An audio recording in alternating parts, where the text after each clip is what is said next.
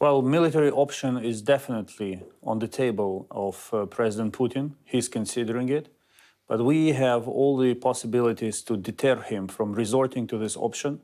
And there is big work underway right as we speak between Kiev, Washington, London, Brussels, Paris, and Berlin to set up a comprehensive deterrence package that will make President Putin think twice before resorting to a military option. And what is your estimate of the size of the Russian forces that have been massed on the border? We're getting US intelligence reports that talk about something like 70,000 troops, but more potentially backing them up. Well, we can now speak of 115,000 troops concentrated along our border, but also in the occupied territories of Ukraine, in Crimea and in Donbass. The issue, as you rightly mentioned, is that Russia can bring more troops very quickly because the infrastructure for them was rolled out back in spring during the first wave of escalation. So all they need to do now is just to move soldiers into there and give them orders. Well, let's talk about the issue of deterrence. And of course, the two presidents spoke very recently, President Putin and President Biden. And President Biden made it very clear to the Russians that there would be huge consequences if such an incursion occurred, but it would not go into military action. It would involve economic sanctions. Is that enough for Ukraine? Well, Ukraine has been fighting this war for 7 years. At the same time, we achieved big results in transforming the country, in developing trade, attracting investment. This is not an easiest thing when you have two pieces of your territory occupied by a foreign power. We understand that it will be us who will be fighting for our country. We are capable of doing it, and we are willing to do that if we are attacked. But economic package is absolutely, the package of economic sanctions is absolutely essential if we want to deter Putin. And that's what all of us want to achieve, to avoid the worst case scenario. Just be very clear about that, Foreign Minister, what you've just said there about the price that Putin and Russian forces would pay if they fought all the way into Ukraine, what the pushback would be and what the military action would involve from your side. We, together with partners, we have to make this price unbearable for Putin. They can strike economically. We will be fighting on the ground. And I'm sorry to say that, but there will be a lot of dead Russian soldiers. And we hope that President Putin does not want that to happen. Right, none of us, nobody, of course, wants to see that happen. So let's explore then further about the potential sanctions. We've got the United States leading the allies, pushing back against Putin, saying we will really tighten the screw economically. Do you think that will be enough, though? Do you think that the Russians will back off?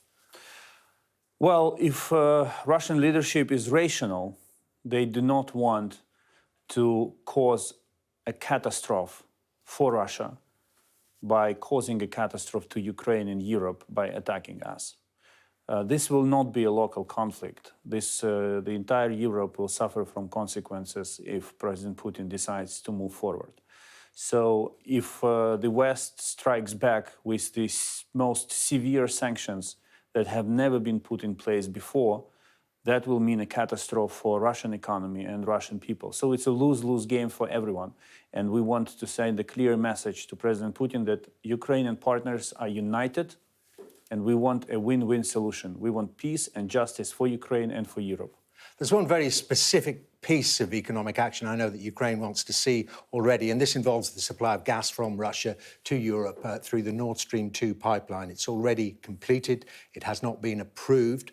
Just as we speak today, a new German chancellor has been formally installed in Olaf Scholz. He has inherited from his predecessor, Angela Merkel, the ambition to continue with Nord Stream 2.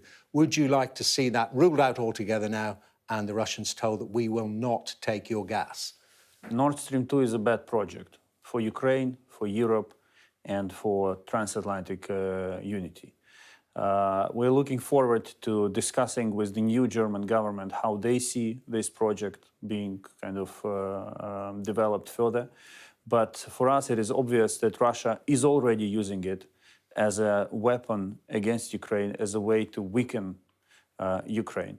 So we will be very persuasive and very consistent in opposing Nord Stream 2, because this is not the luxury that Russia should be given. What about military aid from the West, from NATO countries, in terms of, not in terms of personnel, but in terms of armaments? So we know that Ukraine has acquired drones from Turkey, and that some US military advisors are on the ground in Ukraine. Would you like to see further support in that direction? When Russia had started its escalation, Ukraine came up with a very simple idea: comprehensive deterrence package that consists of 3 layers: political messaging, sanctions, and reinvigorated military and defense cooperation with Ukraine. And we see progress being made on all 3 tracks. There are no embargoes, no restrictions on trading weapons with Ukraine. All we want is defensive weapons, because strong Ukraine, militarily strong Ukraine, is a deterrence measure in itself. How many US military advisors are there in Ukraine at the moment, and what role are they playing? Well, 3 countries rolled out their instructors programs in 2014: the United States, Canada, and the United Kingdom. This program has been very successful. We learned from your instructors, but also your instructors learned from the Ukrainian army that has been fighting a real modern war with Russia. So it's mutually beneficial for all. But I insist that these are only instructors. They're not the combat force on the ground. And there are thousands of them on the ground. They're training our soldiers, but they're not taking part in any military activities. But if it did come to combat, as you mentioned there, that many Russians would die in this combat, as would many Ukrainians, we imagine as well. Would you want to see ultimately support in terms of personnel from NATO members? Well, the arrival of NATO troops into a conflict zone will mean a direct conflict between Russia and NATO. I think this is the scenario that all sides want to avoid. I want to make it clear: Ukraine is a strong country. We did not fall under the enormous pressure on Russia in 2014, when our army was extremely weak. We have a completely different army now. We have a resilient society. We know how to fight. We do not ask anyone to fight for us. What we are asking is to help us to avoid the war, or if we are left with no alternative because of Russia's willingness to launch a war, then help us to strengthen our army and to make it more efficient. But it is this role of NATO which is perhaps at the heart of the matter, certainly in terms of Russia's ambitions. They've made it very clear they do not want NATO expanding ever closer to its borders. It is Ukraine's ambition, is it not, to have a closer relationship with NATO and ultimately join it? Well, this is a completely trumped-up argument of Russia, because they know perfectly that Ukraine's membership in NATO is not on the agenda today, and it will not be decided tomorrow. It's a strategic goal, and there is no direct threat to Russia. It's actually Russia that poses a threat to NATO, not the other way around. But they're coming up with this argument looking for an excuse for aggressive action, and we shouldn't be buying it under no circumstances. But you understand their sensitivity about NATO, old foes, of course, Cold War foes. And Dmytro Peskov, President Putin's spokesman, has said, you've got to understand, we have red lines too. The red line of Russia is the border of Russia. This is the line that no one has the right to cross, and we fully agree with it. So far, it's only Russia who crossed the border with Georgia in 2008 and with Ukraine in 2014. So we should not allow Russian officials to put the whole discussion upside down and to make everyone think about their red lines instead of making Russia respect our red lines. Is what's happening on the Ukrainian border part of the same process that's taking place between the borders of Belarus and Poland and some of the Baltic countries, sanctioned allowed obviously by President Putin with that migrant crisis that's going on there? This is President Putin pushing at, in particular, the European Union's borders. Absolutely. Russia is interested in weak Ukraine and weak Europe. And this is why what is happening along the border with Ukraine is a part of a broader picture. The tensions, the rising tensions in Bosnia and Herzegovina, migrants trying to cross into the European Union from Belarus, Nord Stream 2, disinformation campaigns, cyber attacks. These are all efforts are taken by Russia to shatter Europe, to make it weaker, And basically, the logic is simple. Russia creates a problem and then invites others to a discussion and asks them to make concessions in order to resolve problem. This is the tactics employed, used by Russia. So what do you think the response, it's interesting what you say there, what do you think the response should be to that? Because I've read the analysts as well saying that, well, you know, if Russia really was going to invade, why would it be so explicit about its build-up of forces? They know about American satellites. They're going to see the troops and the tanks building up there. They're sending a message. They're not intending to invade. And they know, as you've described to us, Foreign Minister, there, what a heavy price they would pay if they were fighting Ukrainians on Ukrainian soil. It was very different when they annexed Crimea, a lot of support there from the Russian-speaking people there. This would be very different. And to try to hold that territory, as you say, they would pay a very heavy price. So this is just about negotiations. So should, if anything, be given to President Putin to deter it? Well, first, the takeover of Crimea was done at the barrel of Russian gun, not because there was someone supporting Russia's arrival on the peninsula. This is important. Second, back in 2014, Russia was convincing everyone. That's not us. We are not doing it. We are not intervening. These are unidentified green men who are doing it. So, but they still did it. We all faced it. And what Russia wants to achieve now is to, again, test two things: the strength and the unity of the collective West. This is not only about Ukraine. This is about far much broader discussion. And if someone is asking a question, let's give Putin something in order to deter him, the question is, how far do we have to go in giving Putin something? We have this experience in Europe, the pre-Second World War. Politicians follow the same logic. Let's give something. Let's stop him. Let's make him satisfied. But it didn't stop him.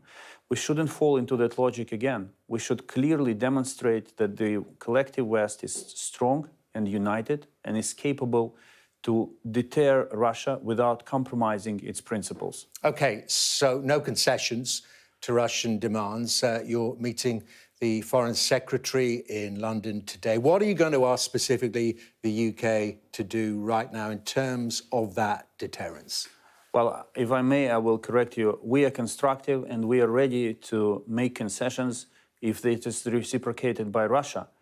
But we will not be making concessions of issues which are of fundamental importance for the development of Ukrainian state, such as our European and Euro-Atlantic integration. Demands should be reasonable and legitimate.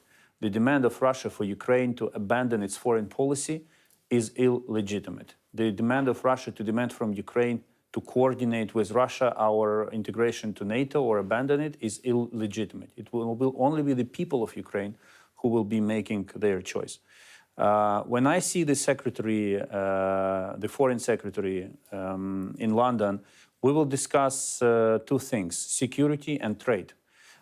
We have very advanced partnership in the field of security with the United Kingdom, and it's much appreciated. But we have the same level of potential in boosting trade and investment, and it will be a big issue for all of us. Because again, the stronger Ukraine becomes militarily and economically, the less will be the temptation for President Putin to attack us. But it is that, you know, the trade, the security, always looking west in Ukraine. And this is the problem for the Russians. As you say, they've made it very clear. It doesn't look like we're going to get a solution anytime soon. Ukraine made its choice in 2014 to move irreversibly towards the West, to come back where it belongs. We are not newcomers. The largest part of our history was a part of the European history. It's only the last 300 years that we had been part of Russia. So our kings, princes, and nobility felt like at home in Germany, in France, in London 300 years ago. We are coming where we belong, and it will be only us who will decide the future of this country. Dmytro Kuleba, thank you very much indeed for joining us on Sky News. Thank you.